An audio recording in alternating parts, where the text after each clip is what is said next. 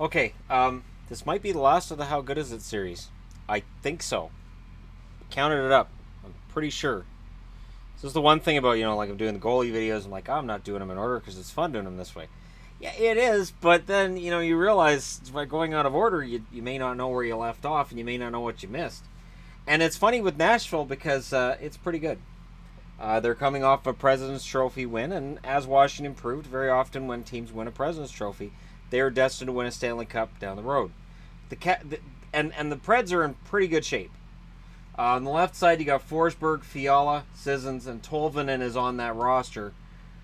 I will say this: I would rather have Salamaki getting fourth line and Tolvanen playing in the American League, personally, so that he gets top line minutes, so that he'll come in as an emergency call up if something happens with Forsberg or Fiala. Makes more sense to me, anyways. And then there's Ronaldo and Grimaldi. I don't think Ronaldo plays very much, if at all. Grimaldi will get into a few games here and there. These guys are brought in. Their depth. They're players that can step in if you need them for a few games, but they're not key guys. It's not a huge difference maker. And I've discussed Zach Ronaldo before. Yes, I am one of those people. I'm surprised that he still gets contracts in the NHL, but he's pretty much an enforcer of sorts. I say that because there's been so many times where he's crossed the line that it's hard for me to just say enforcer. Because to me, an enforcer fights a lot and hits a lot, but I view them as being clean players and relatively decent guys. But anyways, getting out of that, down the middle, Johansson, Turris, Bonino, Yarncroke, and Connor Brickley's been added. Turris underachieved in Nashville, and yet they still got their President's Trophy. And if Turris can really get it going, if he can get 25 goals this year, and if Bonino can pick it up, he didn't have a fantastic year this past season in Nashville either. It's an impressive middle. It is. Yarncroke, I don't think has developed into what we thought he would be a couple years ago, but he's still got time, and there's definitely room on this roster.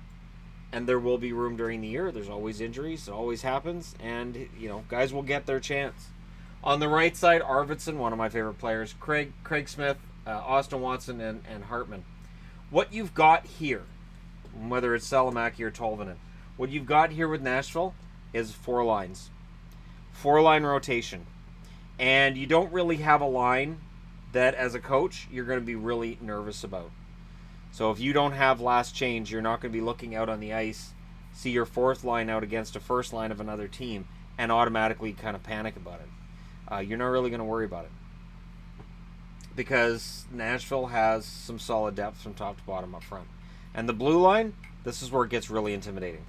Yossi, Ellis, Ekholm, Subban, Hamhuis, and Weber. So as a fan of Hamhuis, I gotta say him finishing out his career as a Nashville Predator is pretty awesome, and it makes total sense for him to assign here. Yossi, Ellis, Ekholm, and Subban is the best top 4 in the NHL. There isn't a blue line that can compete with them, I don't think. I haven't done a video on top 4 blue or like top blue lines in the NHL where I rate the top 4 on each team, but eventually at some point I'll do that. Rene and Saros are your goaltending tandem, and I rated them as the number 1 goaltending tandem in the NHL. And Rene had an excellent season, won the Vezina, and Saros also had an excellent season as backup. Now you can look at it and say, well, look who they played behind, but at the same time, they made the saves when they needed to. Was there a playoff meltdown? Sure. But what we're talking about here isn't what they're going to do in the playoffs, is do they get to the playoffs. And for Nashville, I don't think there's really any question that they're a playoff team. That being said, they're a year removed from being the last wild card that made the playoffs. And that year they made the final. So it is not as predictable as I might want to make it out to be. But at the same time, this is a team that can compete with anybody in any area of the game. I think for Nashville, looking at how good things are, yeah, it's gonna be an interesting season because a lot of us are picking Winnipeg as this going to be first in the division. They're Stanley Cup finalists. They're going to make the Stanley Cup. Oh, they're going to win the Stanley Cup, and yet Nashville could very well come out and spoil the party for everybody and get their Stanley Cup this year because they got the President's Trophy last year. Let me know your thoughts in the comment section below as always. And don't forget to hit like and subscribe if you're browsing your way through. You just happened upon this video. And I don't have a whole lot to add because this lineup looks solid. I even left out a couple of rookies that could make their way into the lineup this year. I didn't talk about Westerholm and Svoboda because at this point, they don't factor in, but they could soon. So let me know your thoughts, and I'll talk to you again soon.